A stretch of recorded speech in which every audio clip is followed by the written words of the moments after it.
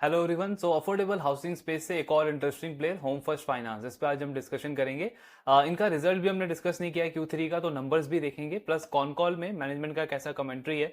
Asset quality में थोड़ा सा प्रॉब्लम आया होम फर्स्ट का भी Q3 के अंदर, उस पर कैसा गाइडेंस दिया है इन्होंने, plus medium term growth guidance भी दिया है मैनेजमेंट ने। सो वो सारी चीजें डिस्कस करेंगे and overall outlook and opportunity समझेंगे होम फर्स्ट फाइनेंस का।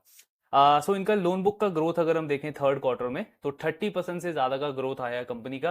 एंड पर्सनली मुझे ऑलमोस्ट 3 ईयर से ज्यादा हो चुका है इस बिजनेस को ट्रैक करते हुए। हार्डली मैंने ऐसा एक कोई सिंगल क्वार्टर भी देखा है जहां पे इस कंपनी का ग्रोथ 30% से नीचे आया हो। Consistently quarter after quarter, year after year company ने अपने ग्रोथ को 30% या उससे ज्यादा रखा है इतने सारे ईयर्स के अंदर। सो कंसिस्टेंसी काफी अच्छी है कंपनी की।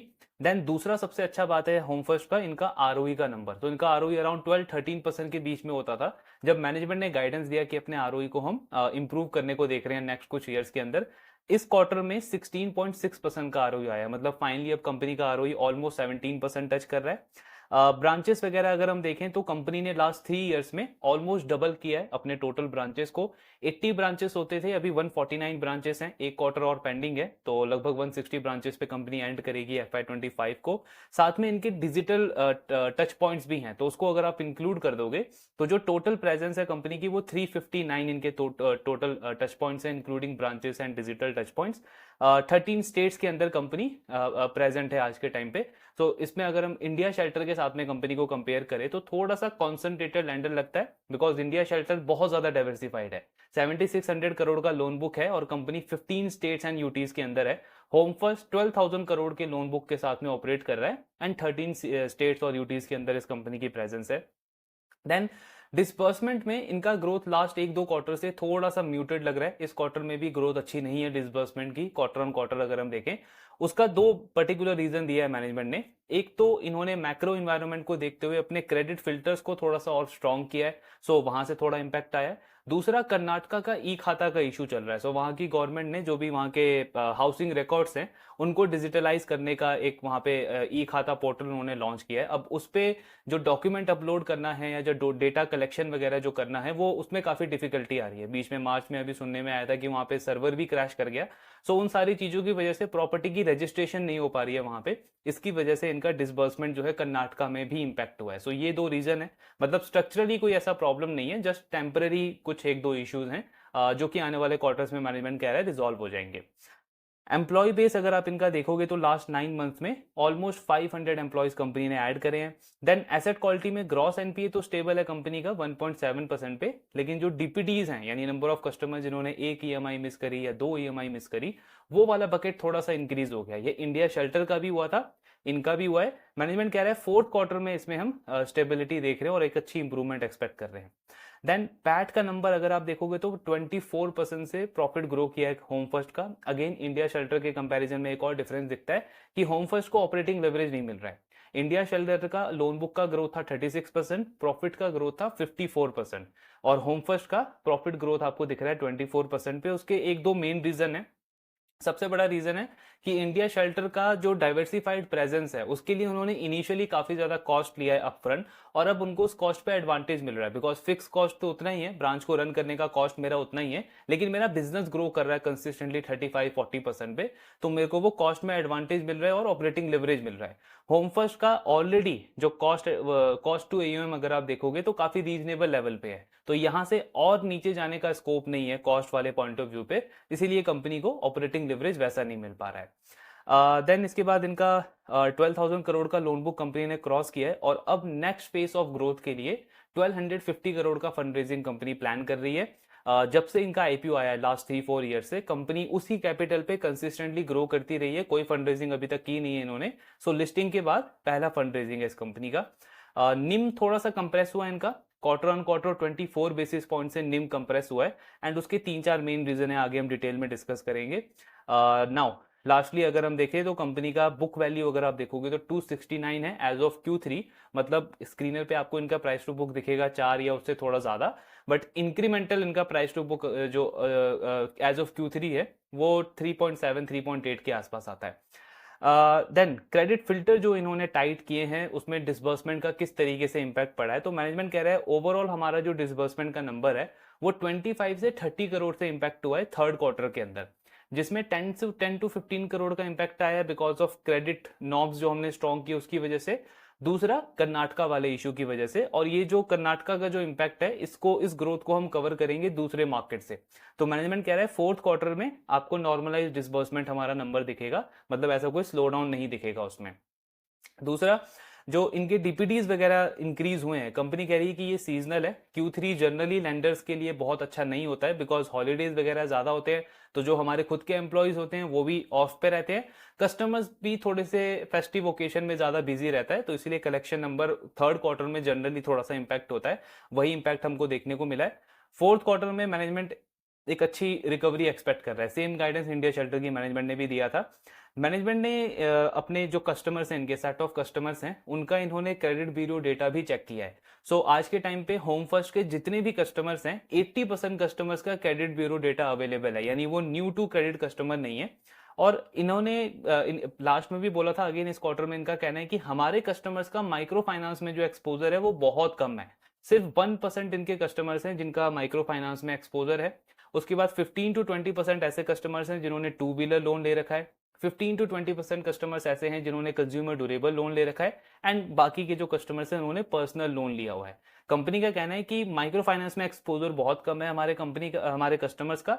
दूसरा पॉइंट, ये जो अदर लोन्स उन्होंने ले भी रखे हैं उनका मंथली ईएमआई 3 से 5,000 के बीच में जाता है, और ये सारे शॉर्ट टू मीडियम टर्म के लोन्स हैं, मतलब 6 मंथ से लेकर के 18 मंथ्स में इनका ये सारा ईएमआई जो है कंप्लीट हो जाएगा। तो ऐसा कोई बहुत बड़ा बर्डन नहीं है हमारे कस्टमर्स के ऊपर ईएमआईज वगैरह का, यानी ओवर लेवरेजिंग वगैरह का ऐसा कोई रिस्क नहीं है हमारे कस्टमर्स का। इसके साथ में जब हमने उनको लोन दिया था, होम लोन जब हम उनको ऑफर कर रहे थे, तो ये ईएमआईज ऑलरेडी हमने उस टाइम पे कंसिडर करके रखा था।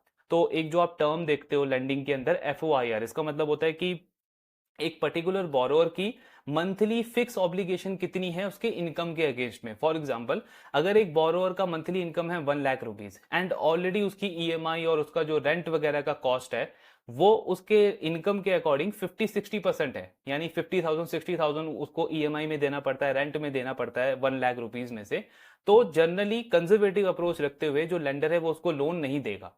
तो होम फर्स्ट कह रहा है हमने ये चीजें इनिशियली ही चेक करी थी और उनका जो ये एफओआईआर का जो नंबर है ये काफी रीजनेबल था, तो इसलिए एज सच हमको कोई ऐसा रिस्क नहीं लग रहा है। ये शॉर्ट टर्म लोन है, और वैसे भी अगर आप प्रायोरिटी बकेट पे देखोगे तो होम लोन जो है वो सबसे फर्स्ट प्रायोरिटी पे आता है इन सारे कस्टमर्स के लिए। तो अगर कल को ये डिफॉल्ट करेंगे भी तो पहले बाकी लोन्स में करेंगे, बाद में जाके इनका होम लोन का ईएमआई डिफॉल्ट होना शुरू होगा।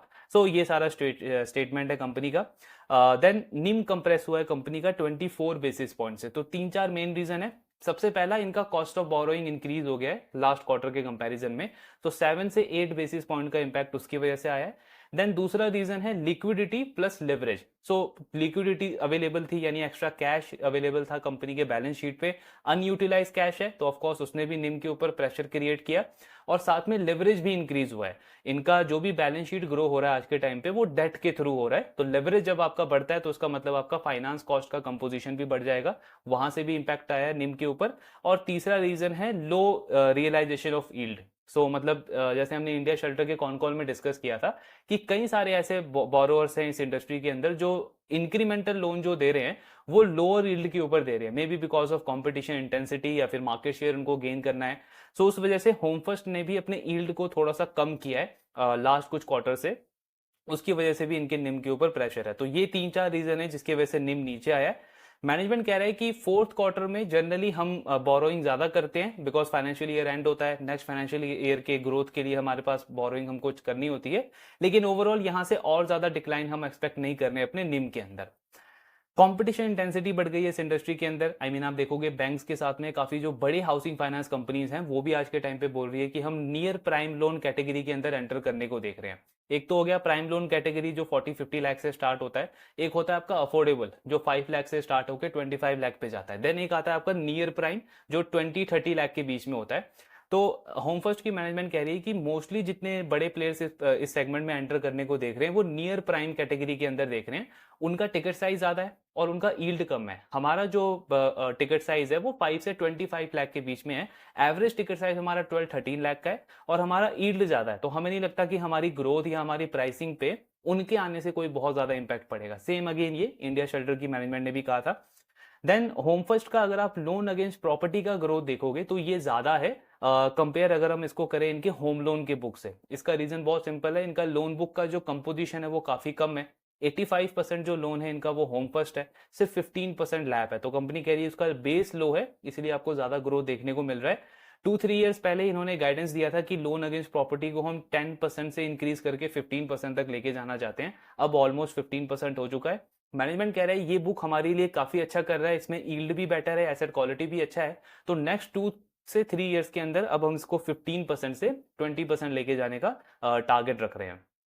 देन डिसबर्समेंट में कंपनी का कहना है कि अगर हमको 30% पे लोन बुक को ग्रो करना है तो हमारा जो डिसबर्समेंट है वो 20% से ग्रो करना चाहिए। इसके लिए होम लोन हमारा 16 से 70% पे ग्रो करेगा और जो लोन अगेंस्ट प्रॉपर्टी है वो 22 से 24% पे ग्रो करेगा। तो ये इन्होंने गाइडेंस दिया डिसबर्समेंट का। यील्ड कंपनी कह रही है कि जरूर पिछले कुछ क्वार्टर से कम हुआ है, लेकिन यहां से और ज्यादा डिक्लाइन हम एक्सपेक्ट नहीं कर रहे अपने यील्ड के अंदर। 13.5% का यील्ड है, इसी के आसपास कंपनी एक्सपेक्ट कर रहा है। अगर आप इनका क्रेडिट कॉस्ट देखोगे तो क्रेडिट कॉस्ट होम फर्स्ट का काफी अच्छा है। आई मीन लास्ट 9 मंथ्स में तो ये इंप्रूव हुआ है। पिछले साल था 38 बेसिस पॉइंट, अब इन 9 मंथ्स में इनका 26 बेसिस पॉइंट का क्रेडिट कॉस्ट है। सो इनका क्रेडिट कॉस्ट अगर हम कंपेयर करें इंडिया शेल्टर का तो डिफरेंस दिखता है। होम फर्स्ट का Q3 का क्रेडिट कॉस्ट है 30 बेसिस पॉइंट, इंडिया शेल्टर का Q3 का क्रेडिट कॉस्ट है 50 बेसिस पॉइंट। तो क्रेडिट कॉस्ट में डिफरेंस है, लेकिन इसका मतलब ये नहीं है कि इंडिया शेल्टर का एसेट क्वालिटी खराब है। बिकॉज जब आप किसी लेंडर का एसेट क्वालिटी देखते हो या ग्रॉस एनपीए या फिर उनका क्रेडिट कॉस्ट देखते हो तो उसके साथ में आपको उसका प्रोडक्ट मिक्स भी देखना होगा, उसका यील्ड भी देखना होगा। तो इंडिया शेल्टर का जब आप प्रोडक्ट मिक्स देखते हो तो वो कंपनी 40% जो लोन है वो लोन अगेंस्ट प्रॉपर्टी में देती है। एंड लोन अगेंस्ट प्रॉपर्टी में जनरली आप देखते हो तो जो यील्ड है वो ज्यादा होता है और एनपीए भी ज्यादा होता है। तो मतलब इंडिया शेल्टर हर एक लोन पे जो इंटरेस्ट अर्न करता है कंपेयर टू होम फर्स्ट उससे ज्यादा करता है, इसीलिए उसका क्रेडिट कॉस्ट भी थोड़ा सा ज्यादा होगा। तो मतलब ऐसा नहीं है कि होम फर्स्ट का एसेट क्वालिटी इंडिया शेल्टर से बेटर है, सिर्फ इतना है कि उनका प्रोडक्ट मिक्स अच्छा है, वो रिटर्न भी ज्यादा अर्न कर पा रहा है कंपेयर टू होम फर्स्ट। सो ये डिफरेंस हमको देखने को समझना पड़ेगा। दोनों का एसेट क्वालिटी स्टेबल है, ऐसा कोई बहुत बड़ा प्रॉब्लम नहीं है। देन इनका बीटी रेट इंक्रीज हुआ है। सो एक्चुअली इन्होंने लास्ट ईयर अगस्त में अपना जो प्राइसिंग है उसको 30 से 35 बेसिस पॉइंट इंक्रीज किया था कुछ कस्टमर्स के लिए। तो क्या उसकी वजह से बीटी रेट इंक्रीज हुआ है? मैनेजमेंट कह रहा है ऐसा नहीं है। वो कुछ सेट ऑफ कस्टमर्स थे जिनके लिए हमने अपना यील्ड इंक्रीज किया था, जिनका प्राइसिंग पहले इंक्रीज नहीं हो पाया था। सो बीटी रेट हमारा जनरली 6 से 8% के रेंज में ही रहता है और इसी को हम मेंटेन रख करके रखेंगे आने वाले क्वार्टर्स के अंदर भी। अगेन बीटी रेट भी आपको दिखेगा होम फर्स्ट का इंडिया शेल्टर से ज्यादा है। इंडिया शेल्टर का 5 to 6% के बीच में बीटी रेट रहता है, लेकिन इसका रीजन ये भी हो सकता है कि होम फर्स्ट जो है वो मेनली टियर 2 और टियर 1 सिटी के अंदर ऑपरेट करता है। इंडिया शेल्टर का ज्यादा जो एयूएम है वो टियर 3 सिटी से आता है, तो ये भी एक पर्टिकुलर रीजन हो सकता है। देन होम फर्स्ट ने लास्ट ईयर इन्होंने अनाउंस किया था कि एमपी, यूपी एंड राजस्थान ये 3 स्टेट्स हैं इंडिया के जिनका पर कैपिटा इनकम काफी अच्छे से ग्रो किया है ओवर द इयर्स, और हाउसिंग फाइनेंस कंपनीज के लिए इन मार्केट में बहुत अच्छी अपॉर्चुनिटी है।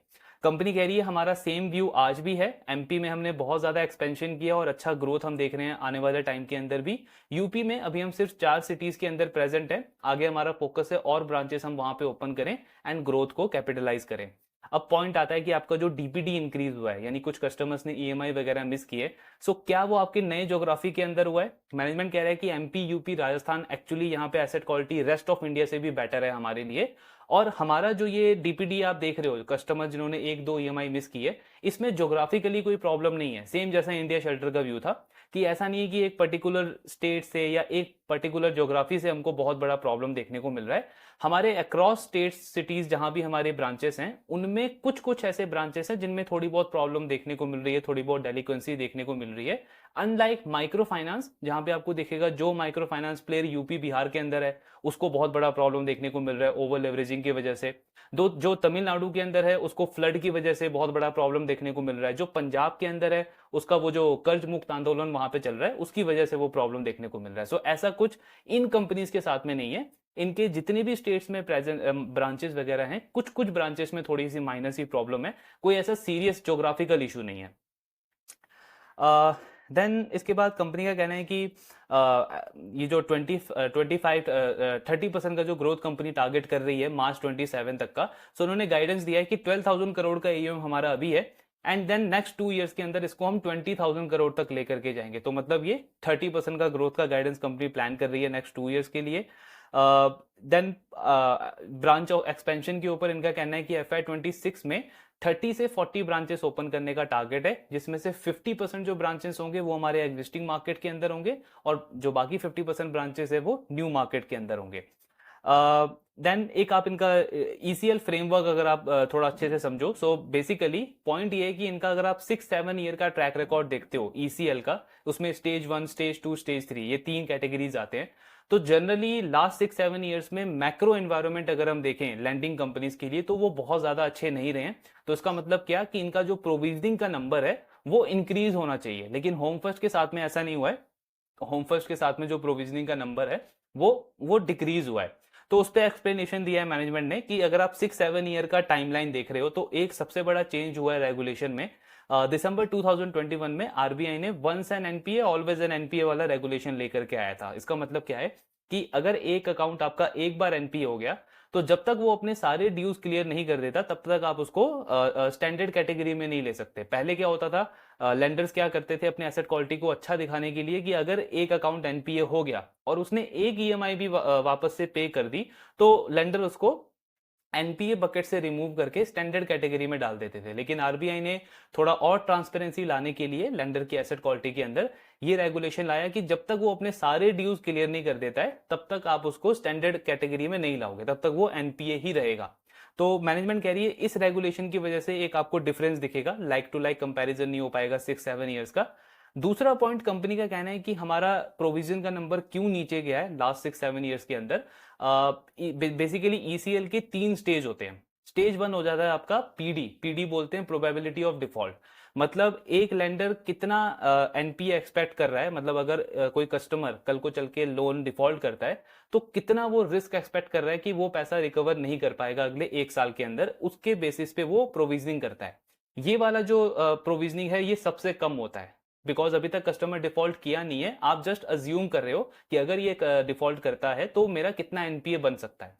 दूसरा स्टेज 2 होता है आपका एलजीडी का मतलब हो गया लॉस गिवन डिफॉल्ट, यानी इस कैटेगरी में कस्टमर ने 1 से 2 ईएमआई अपना मिस कर दिया है और अगर आप यहाँ पे आप एंटिसिपेट कर रहे हो कि अगर कल को चल के ये कस्टमर एनपीए बनता है तो मेरा कितना टोटल पैसा जो है वो रिकवर नहीं हो सकता, मुझे कितना हिट लेना पड़ेगा, उसके अगेंस्ट में मैं प्रोविजनिंग करूंगा। तो स्टेज 2 में जो आप प्रोविजनिंग करते हो वो स्टेज 1 के कंपैरिजन में ज्यादा होता है। तीसरा आपका कैटेगरी होता है ईएडी का मतलब हो गया एक्सपोजर एट डिफॉल्ट, यानी वो एनपीए हो चुका है, अब आपको जो प्रोविजनिंग है वो पूरे अमाउंट के ऊपर करनी है, जितना उसका पेंडिंग लोन का अमाउंट है उसके ऊपर आपको प्रोविजनिंग करनी है। तो इसमें जो प्रोविजनिंग है वो सबसे ज्यादा होती है। तो मैनेजमेंट क्या कह रही है कि लास्ट 6-7 ईयर का जो आप टाइमलाइन देख रहे हो कि हमारा प्रोविजनिंग का नंबर नीचे गया है, वो इस वजह से गया है बिकॉज हमारा एलटीवी जो है लोन टू वैल्यू वो कम हुआ है। तो लोन टू वैल्यू का मतलब क्या हुआ, पहले सपोज अगर 100 रुपीज के एसेट के अगेंस्ट में मैं 60 रुपीज लोन दे रहा था तो मेरा रिस्क एक्सपोजर ज्यादा था, लेकिन अब मैं क्या कर रहा हूं 100 रुपीज के एसेट के अगेंस्ट में सिर्फ 50 रुपीज का लोन दे रहा हूं, तो मेरा रिस्क एक्सपोजर कम हो गया, तो मेरा को जो प्रोविजनिंग लेनी है वो भी कम लेनी पड़ेगी।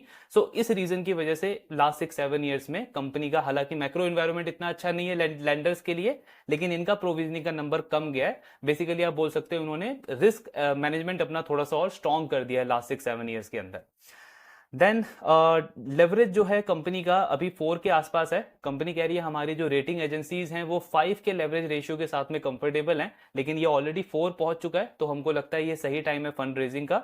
एंड कंपनी फंड रेज कर रही है 1250 करोड़ का, तो साथ में ये भी इंडिकेट कर रहा है कि मैनेजमेंट ग्रोथ को लेकर के कॉन्फिडेंट है, एसेट क्वालिटी को भी लेकर के कॉन्फिडेंट है। इनका कहना है कि हमारे जो कलेक्शन ऑफिसर्स हैं वो ग्राउंड से अभी तक उनकी तरफ से ऐसा कोई इनपुट नहीं आया है कि हमारे कस्टमर्स के ऊपर ओवर लेवरेजिंग हुई है या ईएमआई का बहुत ज्यादा बर्डन है, इसीलिए हमें सही टाइम लगता है ये फंड रेजिंग का। हम अपने ग्रोथ मोमेंटम को लेकर के कंटिन्यू रहेंगे। देन जब कंपनी फंड रेज करेगी तब ऑफ कोर्स इनका निम इंप्रूव हो जाएगा, और उसके साथ में क्योंकि लेवरेज कम होगा तो कंपनी का आरओई का नंबर भी बढ़ेगा, लेकिन आरओई का नंबर घट जाएगा। तो आरओई का नंबर कंपनी कह रही है जब तक हम फंड रेज करेंगे तब तक 17% का आरओई हमारा हो जाएगा। फंड रेजिंग करते ही हमारा आरओई जो है वो 15-15.5% के आसपास आ जाएगा। उसके बाद हमारा टारगेट रहेगा कि नेक्स्ट 8 to 10 क्वार्टर्स में, यानी 2 to 2.5 ईयर्स के अंदर हमारा आरओई वापस से 17-17.5% के आसपास जाए। सो एवरेज 3 ईयर का आरओई जो होगा हमारे शेयर होल्डर्स के लिए वो बिटवीन 16 टू 16.5% का होगा। इस मॉडल के ऊपर होम फर्स्ट जो है वो काम कर रहा है। ये मॉडल इन्होंने कहां से डिराइव किया है? सो मैनेजमेंट कह रहा है हमने इंडिया के जो टॉप 2 एनबीएफसीज हैं, Bajaj finance and Cholamandalam finance, इनका लास्ट 20-25 ईयर्स का ट्रैक रिकॉर्ड देखा है और उसके बेसिस पे हमने ये देखा है कि ये दोनों कंपनीज 3-4 ईयर्स के गैप में फंड रेजिंग के लिए जाती हैं और उसके बाद एक अच्छा हेल्दी आरओई अपने शेयर होल्डर्स के लिए जनरेट करती है। सो वही मॉडल हम भी फॉलो कर रहे हैं। 3 से 4 ईयर्स के अंदर हम फंड रेजिंग के लिए जाएंगे और एवरेज आरओई जो है हमारे इन्वेस्टर्स के लिए वो 16 से 16.5% का रहेगा। तो ये इनका आरओई का गाइडेंस है। देन इसके बाद कंपनी का कहना है कि हमारे जो डीपीडीज वगैरह जो बड़े हैं वो जनरली कैश फ्लो का शॉर्ट टर्म प्रॉब्लम है हमारे कस्टमर्स को, उसकी वजह से बढ़ा है। जैसे कई कस्टमर्स हैं जिनकी सैलरी थोड़ी सी डिले हो गई है, कुछ कस्टमर्स हैं जो जॉब चेंज किया है उन्होंने जिन्होंने अभी रिसेंटली, कुछ कस्टमर्स हैं जिनको शॉर्ट टर्म में मेडिकल एक्सपेंसेस आ गया है या फिर उनका बच्चों का स्कूल का फीस, एडमिशन फीस, ये सारे एक्सपेंसेस आ गए हैं जिसकी वजह से उनका कैश फ्लो थोड़ा सा मिसमैच हो गया शॉर्ट टर्म के लिए। बट ये सारे जो है ये टेम्पररी इशू है, ऐसा कोई सीरियस इशू नहीं है कि जैसे मतलब जॉब बिल्कुल चली गई हो या फिर उनका जो इनकम का सोर्स है वो बहुत ज्यादा इंपैक्ट हो गया हो। वैसा कुछ हमको हमारे सेट ऑफ कस्टमर से देखने को नहीं मिल रहा है। इसीलिए हम कॉन्फिडेंट हैं कि फोर्थ क्वार्टर अच्छा रहेगा। जनवरी हमारे लिए काफी अच्छा रहा है, जैसे इंडिया शेल्टर ने गाइडेंस दिया था उनके लिए भी जनवरी काफी अच्छा रहा है। सो मैनेजमेंट कॉन्फिडेंट है कि फोर्थ क्वार्टर में ये नंबर स्टेबलाइज हो जाएगा। देन ग्रोथ का गाइडेंस इन्होंने FY27 तक दिया है, तो उसके बाद का क्या? मैनेजमेंट कह रहा है कि जनरली हम 2 से 3 ईयर्स के गाइडेंस पे काम करते हैं। तो अभी FY2030 तक का एग्जैक्ट गाइडेंस नहीं है हमारे पास, लेकिन हमारे माइंड में एक नंबर है कि FY2030 तक हमारा जो लोन बुक है वो 35,000 करोड़ तक का हो जाएगा। तो अभी है 12,000 करोड़ का। 2030 तक कंपनी 35,000 करोड़ के आसपास पहुंचने का टारगेट रख रही है। मतलब अगर आप ग्रोथ का अगर देखोगे तो यही 30-35% के रेंज में कंपनी ग्रोथ प्लान कर रही है नेक्स्ट 5-6 ईयर्स के अंदर।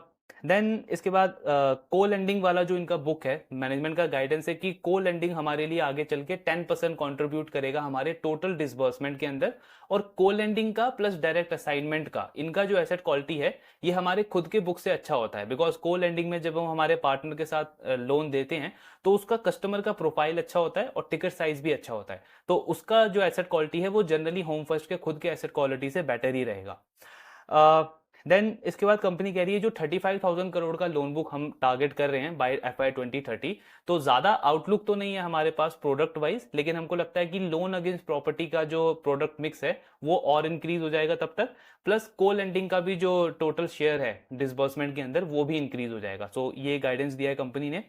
देन इसके बाद लास्टली अगर आप देखोगे तो अगेन वो एलटीवी वाला पार्ट आता है कि लास्ट 6-7 ईयर्स का अगर हम डेटा देखते हैं होम फर्स्ट का, तो मैनेजमेंट कह रहा है कि हमारा एलटीवी कम हुआ है, इसीलिए हमारा जो प्रोविजन का कवरेज है वो भी कम हुआ है।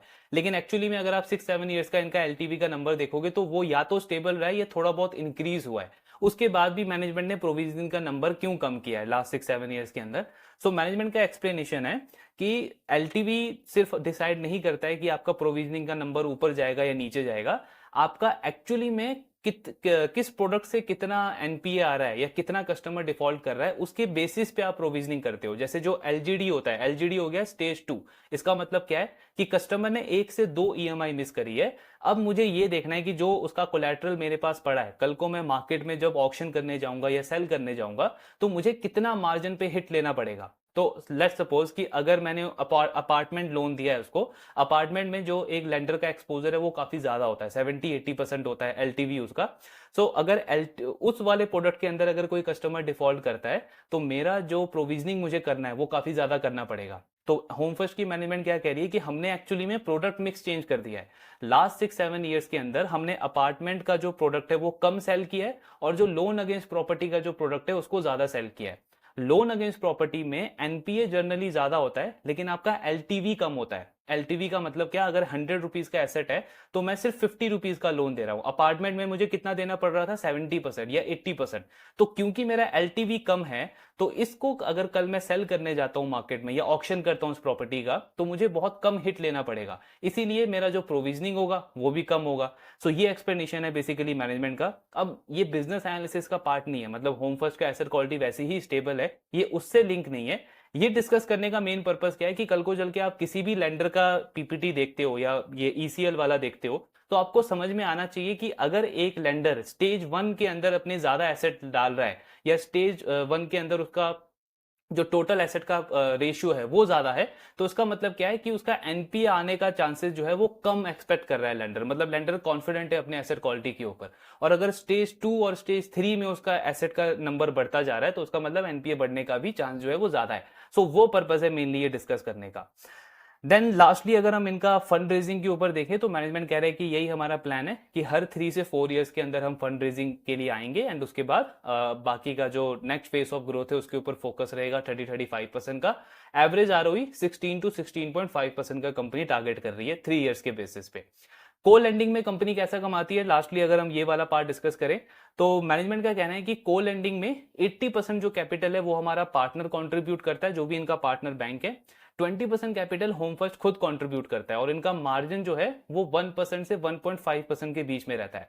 लेकिन सबसे इंटरेस्टिंग पॉइंट क्या है कि ये जो 1 या 1.5% का जो मार्जिन अर्न करती है होम फर्स्ट, ये अपने 20% कैपिटल पे नहीं करती है, ये पूरे लोन अमाउंट पे करती है।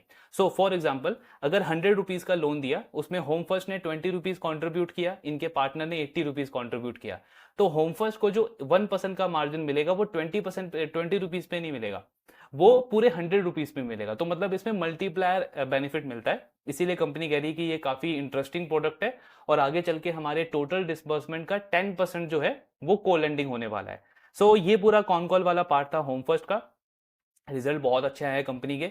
प्रॉफिटेबिलिटी पे आप बोल सकते हो ऑफ कोर्स इनको ऑपरेटिंग लिवरेज नहीं मिला है बिकॉज ऑलरेडी कंपनी का जो ओपेक्स टू एयूएम है वो 2.6-2.7% के रेंज में है। इंडिया शेल्टर का वो अबव 4% है, तो इंडिया शेल्टर के पास में स्कोप है कि उसको वो कंसिस्टेंटली इंप्रूव करता जाए, इसीलिए उनको ऑपरेटिंग लिवरेज मिल रहा है। होम फर्स्ट का आगे चल के निम थोड़ा सा नॉर्मलाइज हो जाएगा जब इंटरेस्ट रेट वगैरह थोड़े से कट होंगे, तो यील्ड थोड़ा सा स्टेबल हो सकता है, निम थोड़े से स्टेबल हो सकते हैं। ग्रोथ को लेकर के मैनेजमेंट कॉन्फिडेंट है, 30% के आसपास का ग्रोथ रहेगा। आरओई का गाइडेंस भी अच्छा है, एवरेज आरओई 3 ईयर का 16 के बीच में रहेगा। एंड प्राइस टू बुक भी अगर आप देखोगे तो 3.7-3.8 का प्राइस टू बुक है कंपनी का। सो एसेट क्वालिटी में कोई ऐसा सीरियस प्रॉब्लम है नहीं, ग्रोथ का गाइडेंस भी अच्छा है, तो ऑब्वियसली वही सेकंड बेस्ट प्ले लगता है इस पूरे स्पेस के अंदर। बाकी ट्रैकिंग इसका कंटिन्यू रखना है एंड देखेंगे आने वाले क्वार्टर्स में कैसी परफॉर्मेंस रहती है। आपके जो भी डाउट्स है शेयर करते रहिए। Thank you very much.